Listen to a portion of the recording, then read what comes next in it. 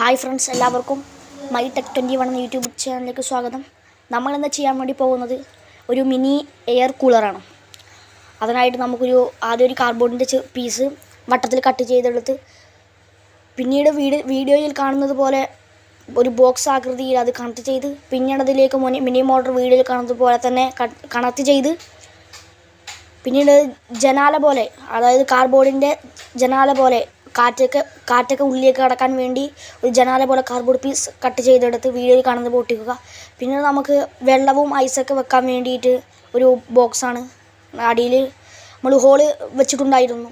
പിന്നീട് അത് നമുക്കൊരു പിടുത്തവും വെച്ചിട്ട് നമുക്കൊരു ഫിനിഷിങ് കിട്ടാൻ വേണ്ടി പിന്നീട് ഒരു ടൂത്ത് പിക്ക് എടുത്ത് അത് ജനൽ പോലെ ഉണ്ടാക്കിയെടുത്തുന്നു.